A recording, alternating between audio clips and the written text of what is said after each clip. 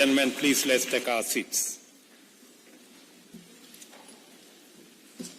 Your Excellency Slumbers Sokwane, the Vice President of the Republic of Botswana, representing President Masisi.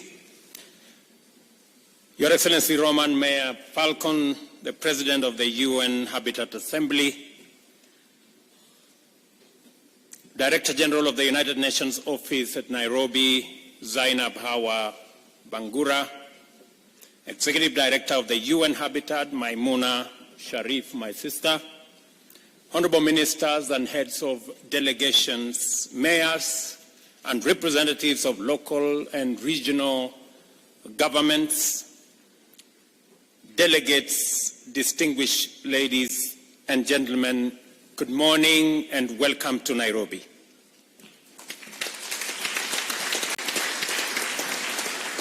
On behalf of the people and government of Kenya and on my own behalf, I am truly delighted to have the honor to welcoming you to this warm and beautiful land in Kenya and to our capital city of Nairobi, the globally famous green city in the sun.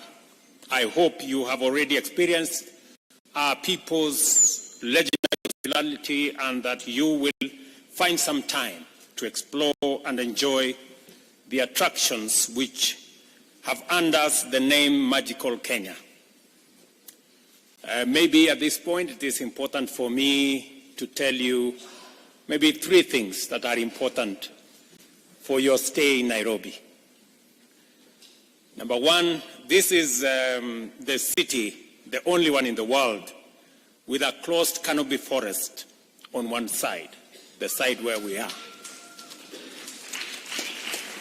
This is also the only city in the world that has a national park in the city with wild animals, elephants and rhinos and lions and cheetahs. And just for your information, you may find them in the street sometimes because they break off from the fence of the national park. Please be careful because they are wild. They are not domesticated. And lastly, many of you, at the end of Kenya is the home and the cradle of humankind. This is where the earliest remains of man have been traced. So when you find yourself feeling at home and having a problem going back to Europe and America and the rest of Africa, just know that you are at home. So let me welcome you home. In fact, we are considering removing all requirements of travel and visa because it's not fair for anybody to be asked for visa when they are going home.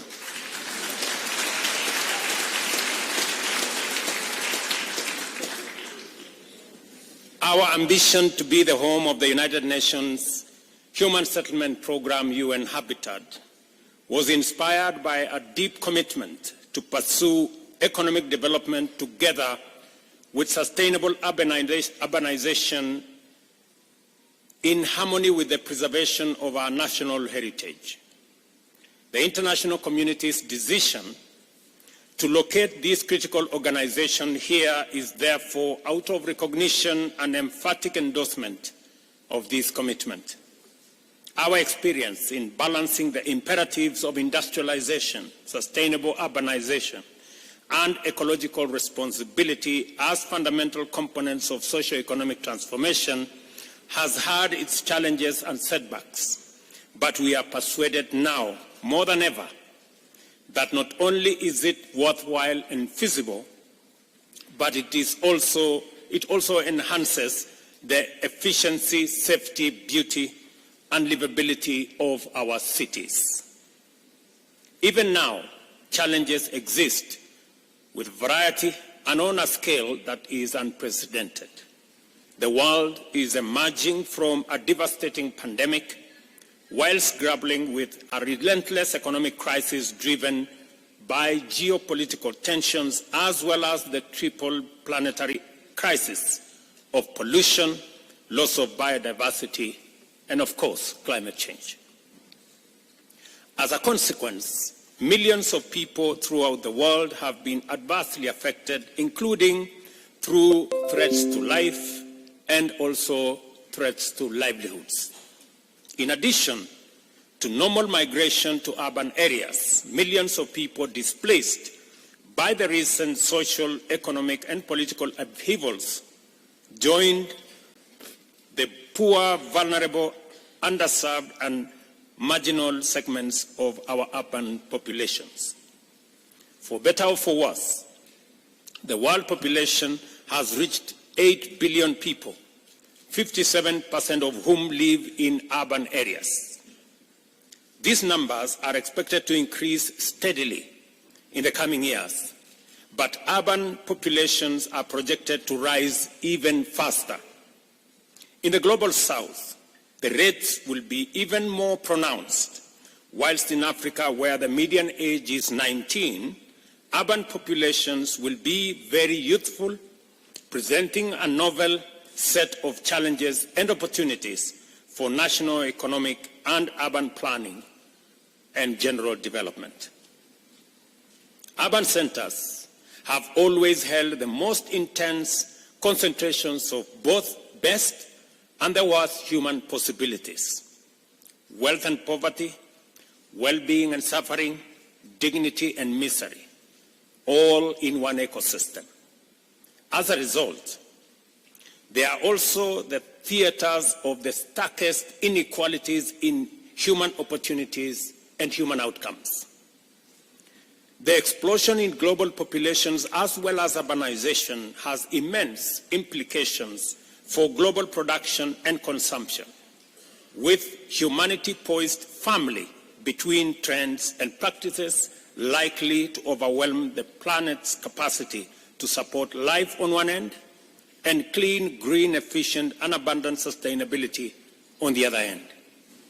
Fundamentally, this gathering is one more opportunity for the global community to confer and reflect about the progress made in imagining new possibilities for the sustainable provision of opportunities and amenities to promote the flourishing of nearly 10 billion human beings, whilst enhancing the Earth's capacity to support all life on it.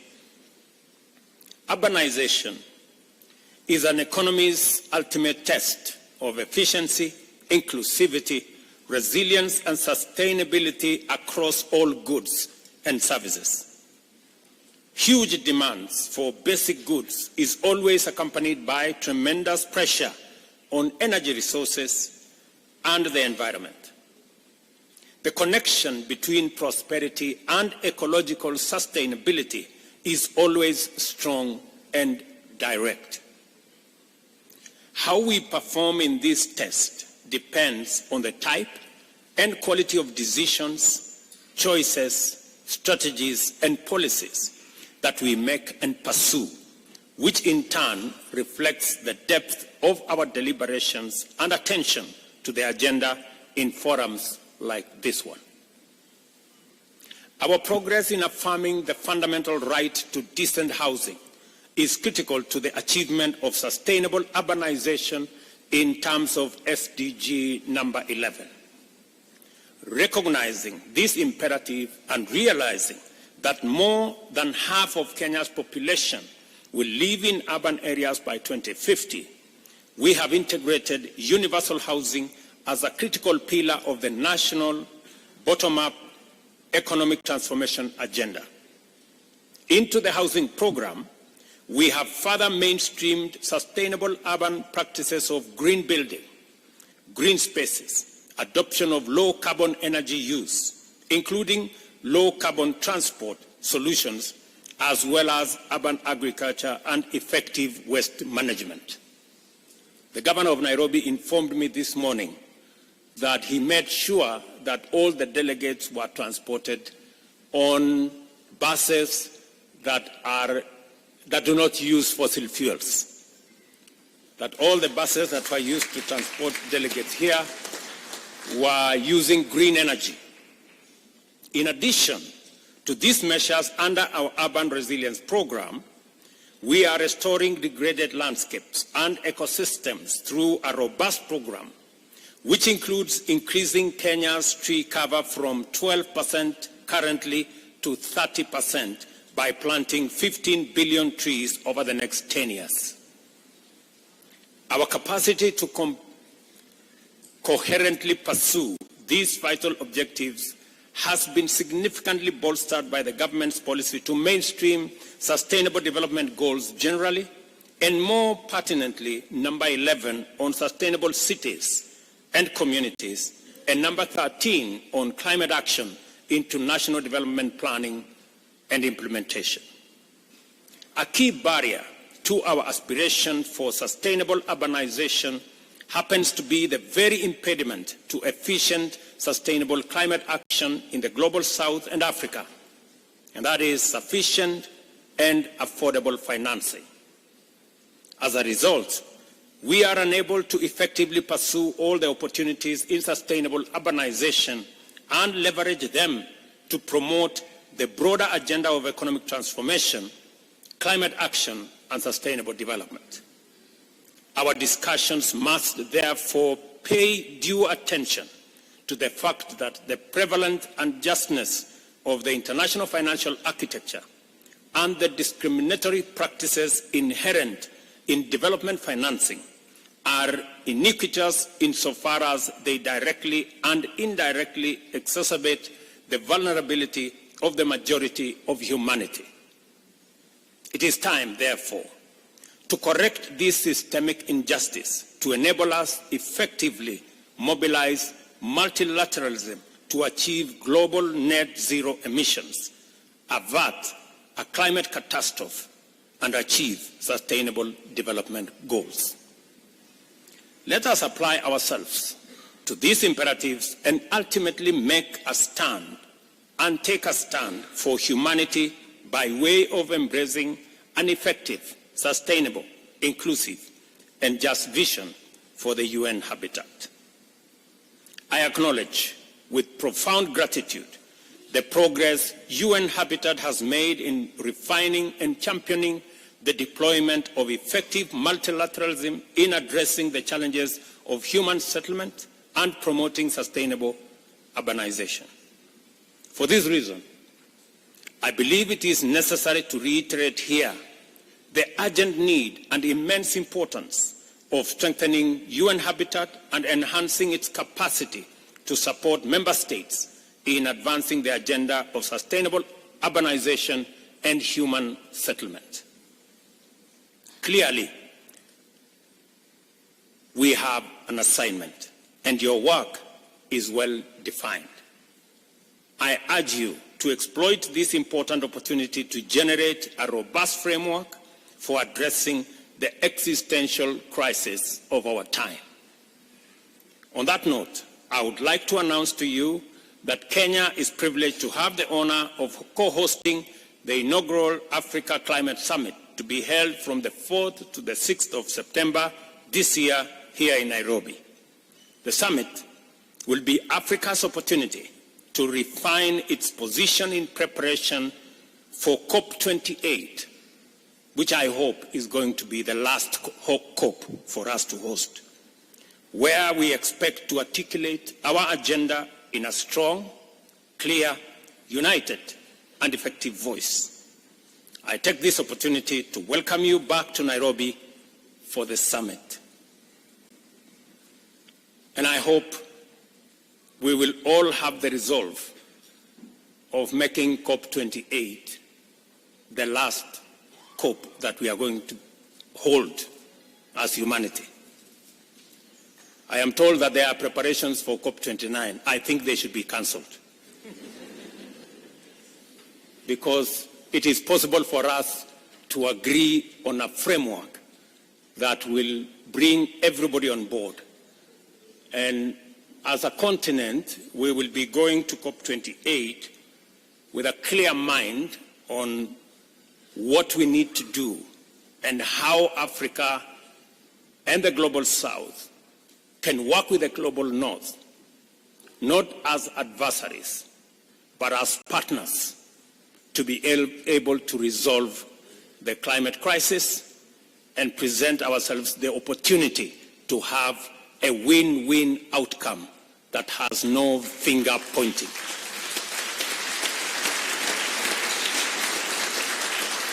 I am a very strong believer that with the right investments, Africa can present the opportunity to decarbonize global manufacturing and industrialization and provide for green growth.